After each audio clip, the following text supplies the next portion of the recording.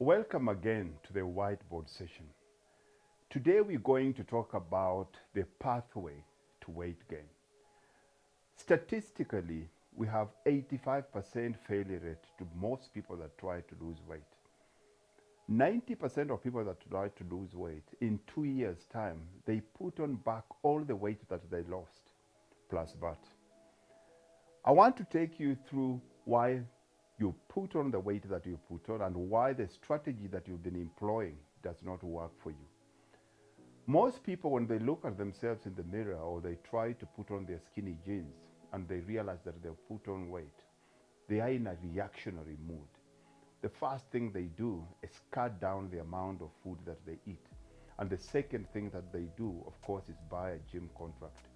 But you forget that you do not put on weight overnight. The person that is overweight now is not the same person that was thin a few years or a few months ago. So you have to trace those steps back.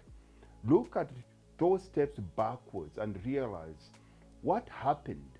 What are the habits that you've developed and grown along the way that have turned you into this person that you are? Because if you do not understand those habits, all that happens, you start clashing and fighting against yourself, because all of a sudden, the environment that you're in, because of the habits that you formed, has shaped the personality that you become.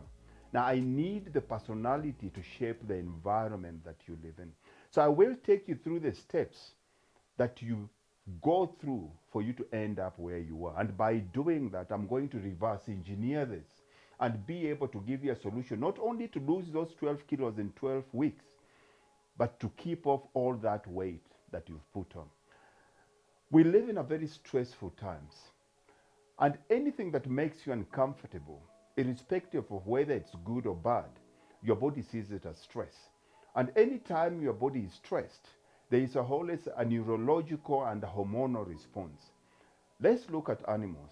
Animals are instinctive. Or let's even go back and look at our great-great-grandfathers that lived in those dangerous times. When he woke up in the morning, he was under the stress of the next door neighbor or villagers attacking his village, not only to rape the women, but to take the cows and kill the men. So when they woke up, they were always on constant alert.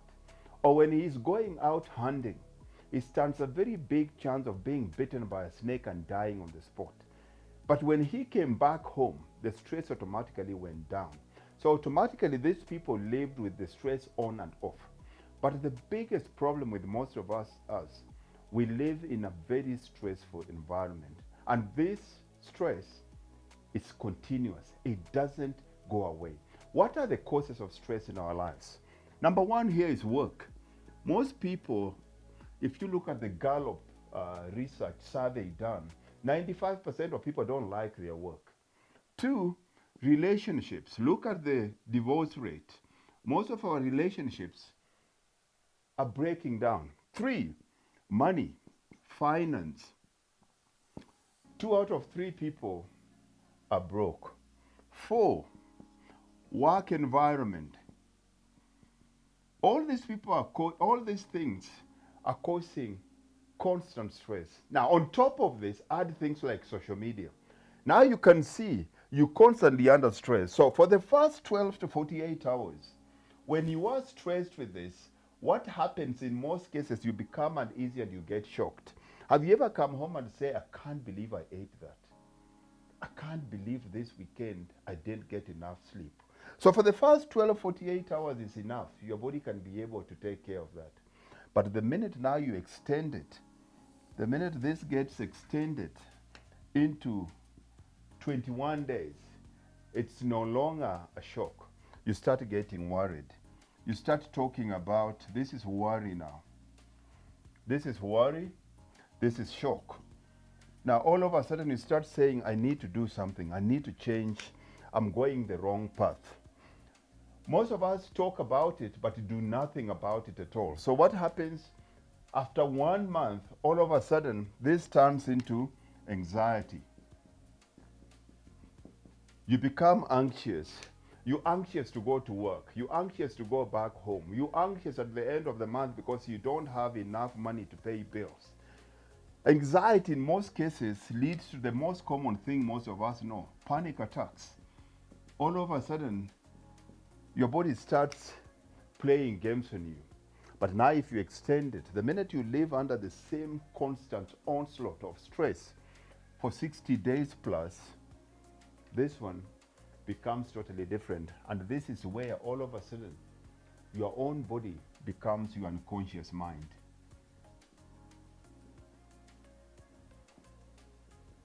Your body starts to shape your personality. Your body starts craving sweets.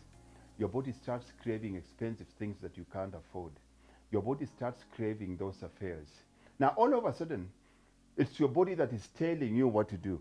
Now, if you don't come back, if you don't understand these steps, and you start attacking your weight loss from here, all of a sudden you say, I have to lose 12 kilos in 12 weeks, and you haven't gone through this. When you get here, most people get into a reactionary. You want some kind of control, reactionary mode. When you get into a reactionary mode, how do we do this? Most of us, we start dieting. And in most cases, this is always yo-yo dieting. We start borrowing money, debt. Running away from affairs, we start having affairs. All of a sudden, OCD. Same thing. All this becomes coping mechanism that you can't control. Addictions.